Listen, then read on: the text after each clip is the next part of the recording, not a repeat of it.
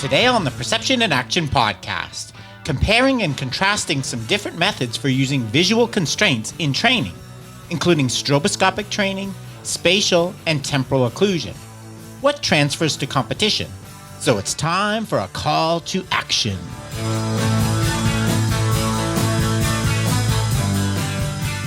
Hi everyone, this is Rob Gray from Arizona State University and PerceptionAction.com. Welcome to the Perception in Action podcast, where I discuss how psychological research can be applied to improving performance, accelerating skill acquisition, and designing technologies.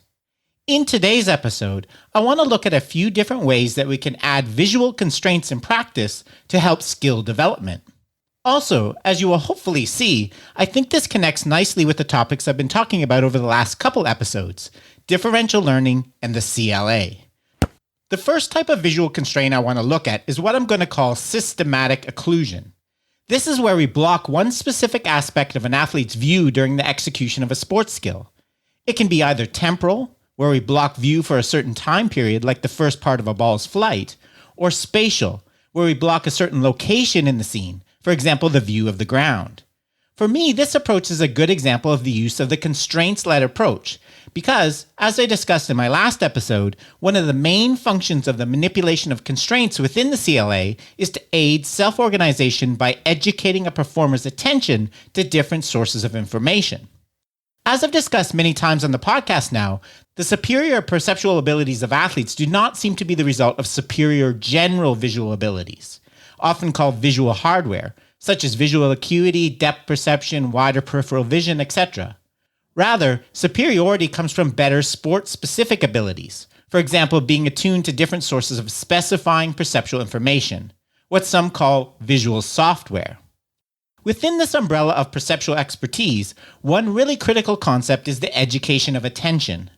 As Gibson put it, this process involves, quote, narrowing down from a vast manifold of information to the minimal optimal information that specifies the affordance of an event, object, or layout, end quote. In their theory of direct learning, which I discussed back in episode 53, Jacobs and Michaels propose that education of attention entails a change from detecting non-specifying less useful to specifying more useful variables. In short, the education of attention is seen as the process by which one learns which variables to attend to in which situation. That is, the process by which one learns to control the detection of information. The other main process that underlies perceptual motor expertise in sports is calibration, which I discussed recently in episode 160. As Jacobs and Michaels describe it, calibration is a tuning process which involves scaling movements to the environment. In other words, it is establishing and maintaining a specific relationship between the information one is using to guide movement and the movement itself. In almost every case, a change to using a new variable, a re-education of attention, must necessarily be accompanied or followed by calibration of the action to this new variable. Tying this back into today's topic, adding visual constraints in practice has been proposed as a way that we can help facilitate these education of attention and calibration processes. So let's look at some specific examples. In a paper published in 2005, Raoul Odegens built on some very nice work he had done previously looking at perceptual motor control in shooting a jump shot in basketball. Using occlusion glasses, he and his colleagues had found that the skilled players only need to see the rim for about 350 to 400 milliseconds to be able to achieve optimal shooting percentages. However, there were two important qualifications to this. First, they needed to receive the visual information as late as possible in their shooting action to be successful. For example, if they only saw the rim while they were bringing the ball up, they shot terribly. While if they only saw the rim just before they released the ball, they shot as well as under full vision conditions. Why was this the case? Because information gathered later in the unfolding action provides the most up-to-date information about the player's position relative to the rim, which will continuously change up until the moment of ball release. The second issue was that when the optimal timing of information occurred depended on the shooting style of the particular player, an individual constraint, if you will. In his earlier studies, Raoul identified two different shooting styles, a high and a low style. Quote, players with a high style lift the ball above their head during the shooting movement, after which optical information from the rim is detected by looking underneath the ball. Optimally, this should be done the final 400 milliseconds before ball release. In contrast, players with a low shooting style do not lift the ball above their line of sight. They block their line of sight during the final part of the shot movement, implying that optical information from the rim has to be picked up by looking over the ball for about 400 milliseconds before the line of sight is blocked." Unquote. As this example illustrates, perceptual expertise involves not only educating one's attention to the right sources of information, but also doing it at the right time in relation to the control of the unfolding action.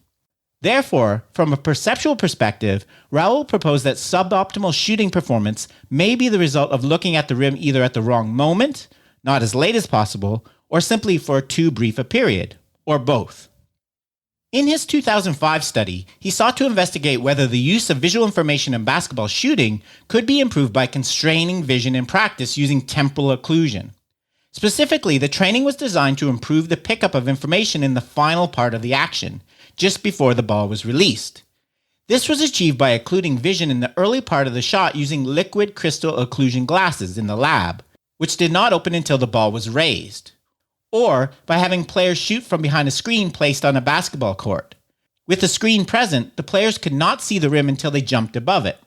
To quote the authors, "These procedures imposed constraints on vision that made visual information from shooting available only after the ball and hands had passed above the line of sight.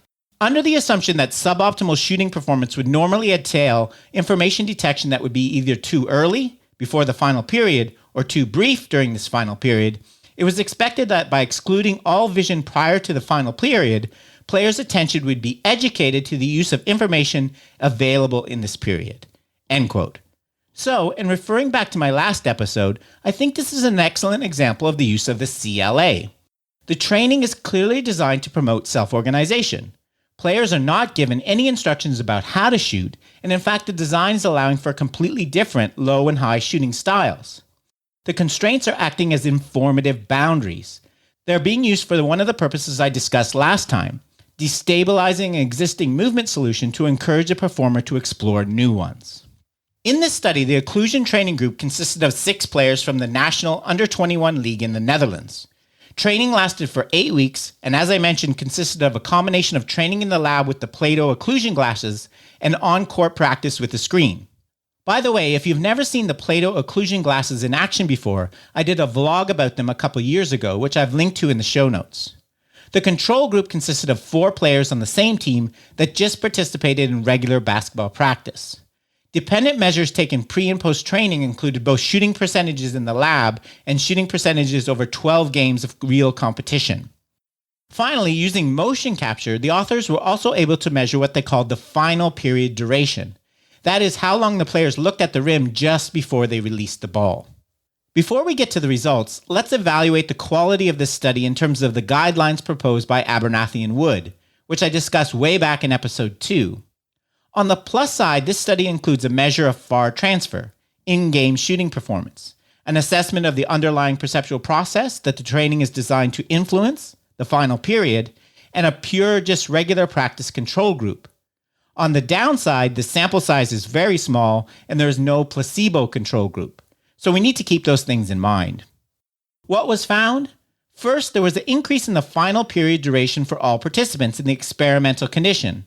On average, they looked at the rim during the final part of their shot for 20 milliseconds longer after training than they did before. This wasn't measured in the control group because they did not participate in the lab sessions. In terms of shooting percentages in the lab test, which is again only assessed for the training group, there was a significant increase in shooting percentage from 57 to 63% following training. In terms of shooting percentage in actual games, participants in the experimental group all showed increased performance, raising from 35 to 49% increase after training. So overall, some pretty good evidence to support the benefits of this kind of training. In a 2012 study, Raoul performed a similar intervention, but in this case using redesigned wireless occlusion glasses that could be used on the court. Again, the goal was to use temporal occlusion as a constraint to educate a shooter's attention to visual information in the final part of the shot. But in this case, and again referring back to my last episode, the purpose of adding the constraint was slightly different. Instead of just trying to encourage exploration of the perceptual motor workspace, it was used to correct a technical flaw. Specifically, prior to the start of the study, and in conjunction with a coach, 6 female players from the Netherlands National Talent Program were identified that had suboptimal technique. Through video analysis, it was determined that at the moment when they should be picking up visual information, their hands or the ball was in front of their face. The control group, 8 players in the same program that did not have this technical issue, just completed regular practice. In addition to their regular practice, players in the experimental group received occlusion training once or twice a week for 10 weeks. The occlusion training consisted of 50 3-point shot attempts while wearing occlusion glasses. As described in the paper, quote, each time the shooting player had received the ball prior to taking the shot, the experimenter manually shut the goggles using a handheld switch controlling the sender. Then the player took a dribble and step to the shooting position and took a shot. During the shot, the experimenter released the switch, thereby opening the goggles again and allowing the player to see the rim for the final instances during the shot, between about 500 and 800 milliseconds before ball release. End quote. Again, an excellent example of the CLA, promoting self-organization by using constraints to educate attention. To assess training effects, pre- and post-tests of 3-point shooting using the STAR drill, in which players must receive a pass, shoot, and then run to another position on the floor for the next shot, were used. What was found? In terms of shooting percentage, there was a significant interaction between group and test period. In the experimental group, 5 of the 6 participants showed increases in shooting percentages from pre- to post-test, varying from 6 to 18%, while in the control group, only 1 of 8 showed an increase. Finally, in another study published in 2012, Odegens and colleagues found similar benefits of occlusion training for wheelchair basketball players. In this case, participants drove under a large screen that initially blocked their view of the basket. As soon as they saw the basket, they shot, again encouraging the use of late visual information. The screen training resulted in a significant increase in shooting percentages in on-court tests. So in sum, despite some caveats in terms of the experimental design, I think this set of studies by Odegens and colleagues shows the potential benefits to skill acquisition of constraining vision through temporal occlusion. Another way that visual constraints have been used is spatial occlusion, blocking a certain area of the visual scene instead of blocking it at a particular time. A good example of this is the chin-up goggles developed by Ed Cullen and colleagues, which I discussed in an interview with him back in episode 72. I've linked to a video of these in the show notes, but they basically are standard sport goggles with a small piece of plastic in the bottom which blocks the lower part of an athlete's visual field. Again, like the basketball training used by Odegens et al., I would call this systematic occlusion, because the purpose of these goggles is to educate an athlete's attention to information in the external environment, like an opponent or a teammate dribbling the ball, instead of focusing on their feet, stick, or ball they're dribbling. Training with these goggles was investigated in a study recently published by Dunton and colleagues. In the study, 15 experienced male soccer players were trained to receive, control, then pass a soccer ball to a target. Balls were passed by a projection machine. Players were split into 3 groups of 5, a spatial occlusion group, a placebo control group, and a pure control group. Participants in the occlusion and placebo control groups completed a 4-day training intervention composed of 400 trials of controlling and passing a football. The occlusion group completed the training intervention wearing the chin-up goggles, while the placebo group completed the same training under full vision conditions. The pure control group just participated in regular soccer practice. Because one of the goals of the occlusion training was to educate attention to information in the external environment, the authors added an interesting twist in the form of a dual task design. In pre- and post-training tests, participants were asked to receive and pass the projected ball, while at the same time calling out numbers that were projected on a screen in front of them that changed every half second. These tests were made up of 20 trials, and both outcome errors, the pass missing the target, and number call errors were recorded. There was also a retention test that occurred 2 days after training. So, I have to commend the authors on an excellent design here. They have all the elements laid out by Abernathy and Wood.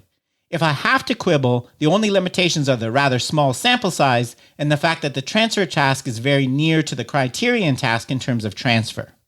What was found?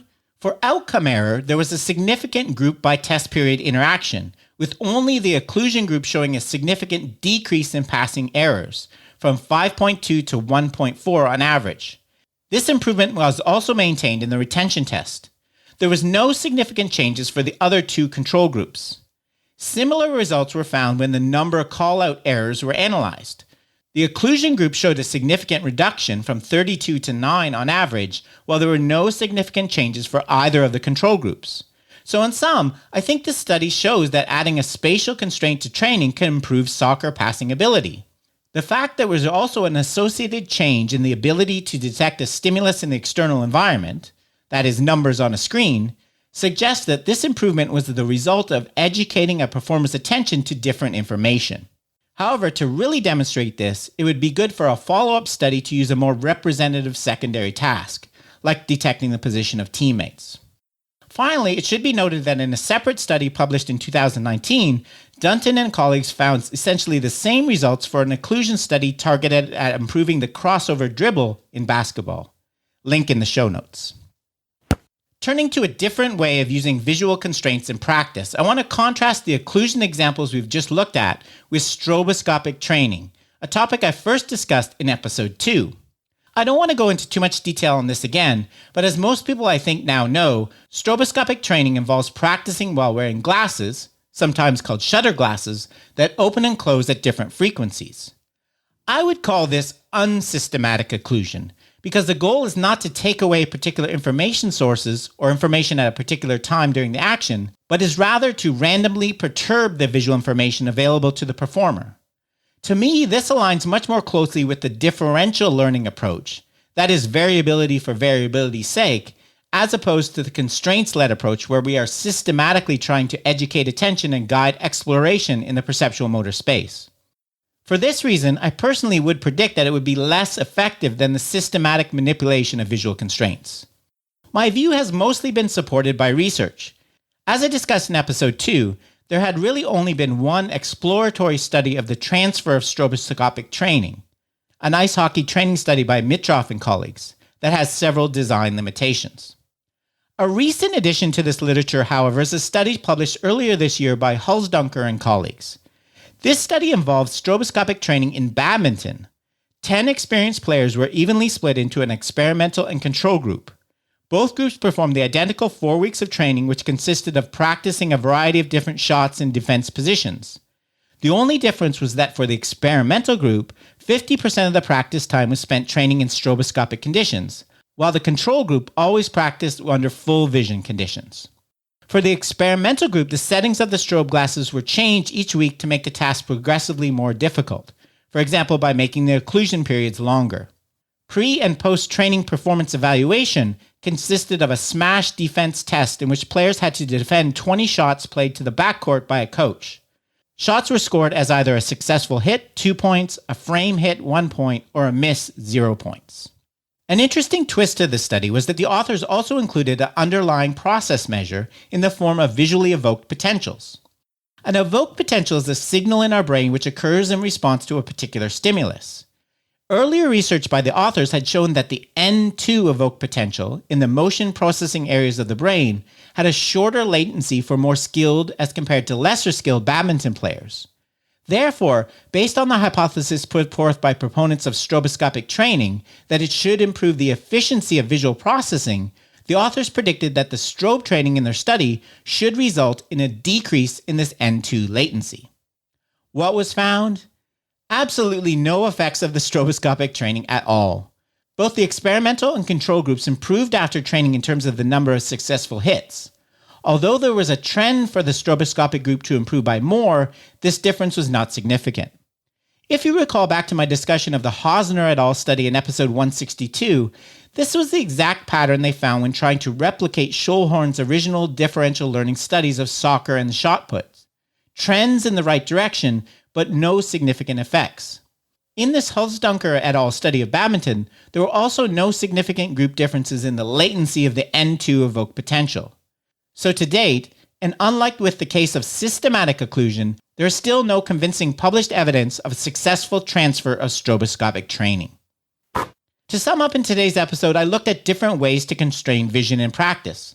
The main takeaway from today's episode is that if you're going to use some type of visual occlusion as a constraint in practice, my preference would be to use it in a systematic way consistent with the CLA, like spatial or temporal occlusion, rather than in an unsystematic way consistent with differential learning like stroboscopic glasses.